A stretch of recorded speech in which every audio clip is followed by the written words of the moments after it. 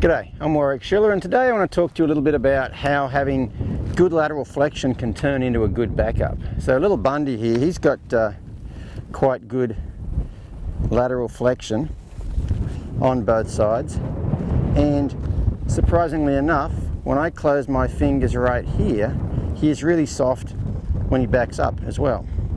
Okay, and how those two are related is, you know, I got him really responsive to just this one rein. You know, when he bends around, he not only does he bend laterally very good, but he also breaks at the pole.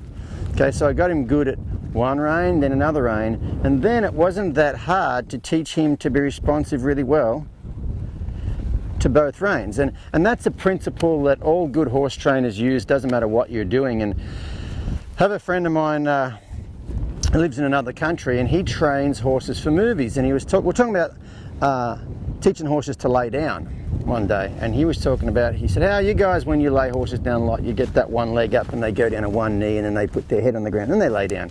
He said for movie work you can't do that. You have to, they have to go down on two knees and then down on their belly, because that's how a horse does it naturally. You know, you're trying to teach that horse to look like he was doing it on his own, you know, like in a movie.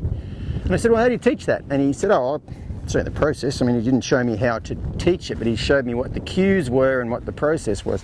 So he said, what I'm going to do, so he has a little, I don't have a stick, but he has a little piece of cane, and his cue would be to put that cane on that horse's cannon bone. And so he works on this leg, so that's the cue. I'm not sure exactly what he does to get him to kneel down, but he works on one leg until it's perfect, which means he works on this leg till he can put that, what are you doing, Bundy? Till he puts that cane there, and when he puts that cane there, boom, that horse goes down on one knee. And I'm not sure how long it takes, but let's say it takes a week to get that good. So it's perfect, where you touch that thing and boom, goes down on one knee.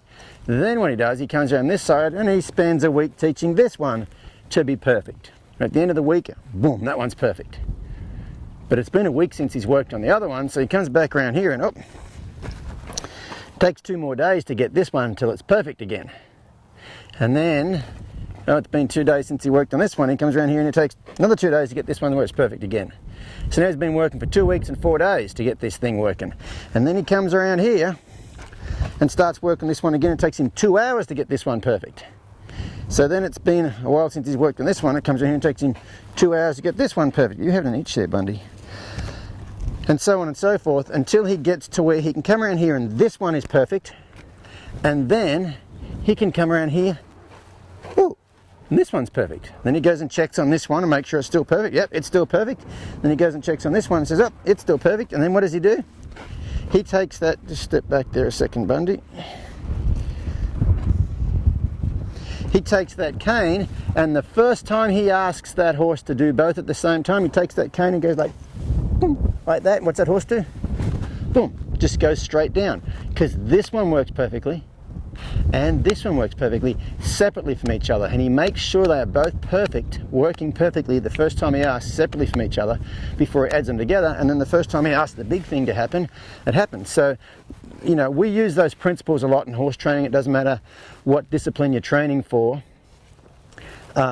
You know, it'd be just like dressage people teaching collection. They get their upward transitions, the downward transitions, they're upward, they're downward, they're upward, they're down, and one day they get them both happening at the same time, and now we have some collection. So that's a horse training philosophy that everybody uses.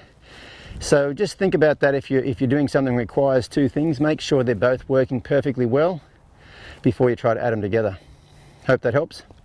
We'll see you guys next time.